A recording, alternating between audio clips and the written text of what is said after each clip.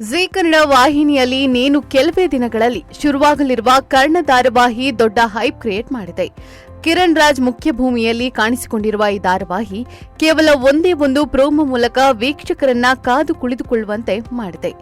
Doctor Karna ಆಗಿ Kiran Raj TV ಪರದೆ ಮೇಲೆ ಮಿಂಚೋಕೆ ಮತ್ತೆ ಬರ್ತಾ ಇದ್ದಾರೆ.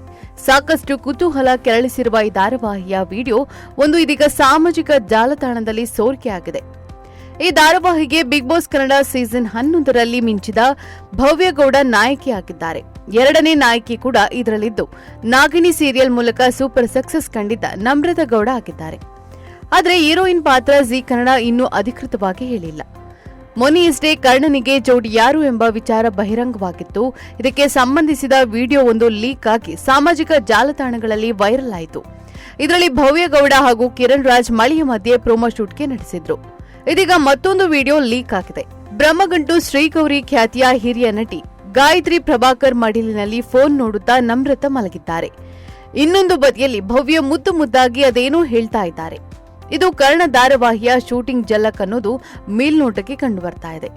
ಇದರ ಜೊತೆಗೆ ಭವ್ಯ ಹಾಗೂ ನಮ್ರತಾ ಒಟ್ಟೊಟ್ಟಿಗೆ ಕಾಣಿಸಿಕೊಂಡಿರೋ ಮತ್ತೊಂದು ವಿಡಿಯೋ ಕೂಡ ವೈರಲ್ ಆಗಿದೆ. ಶ್ರುತಿ ನಾಯ್ಡು ನಿರ್ಮಾಣದ ಕರ್ಣ ಸೀರಿಯಲ್ನಲ್ಲಿ ಹಿರಿಯ ನಿರ್ದೇಶಕ ಟಿಎಸ್ ನಾಗಾಭರಣ, ಹಿರಿಯ ನಟಿ ಆಶಾ ರಾಣಿ, ಶ್ಯಾಮ ಸಿಮ್ರನ್, ವರಲಕ್ಷ್ಮಿ ಶ್ರೀನಿವಾಸ್ ಮುಂತಾದವರು ನಟಿಸಲಿದ್ದಾರೆ. ಈ ಧಾರಾವಾಹಿಯಲ್ಲಿ ಕರ್ಣ ಪ್ರಶಸ್ತಿ ಪುರಸ್ಕೃತ ಸ್ತ್ರೀರೋಗ ತಜ್ಞನಾಗಿದ್ದಾನೆ. ಆದ್ರೆ ಈತ ತನ್ನದೇ ಮನೆಯಲ್ಲಿ ಅನಾಥನಂತೆ ಬದುಕ್ತಾ ಇರ್ತಾನೆ. ಹೊರಗಿನ ಪ್ರಪಂಚಕ್ಕೆ ಜನಪ್ರಿಯ ಡಾಕ್ಟರ್ ಆಗಿದ್ರು ಮನೆಯಲ್ಲಿ ಮಾತ್ರ ಕೆಲಸಗಾರನಂತೆ ಇರ್ತಾನೆ.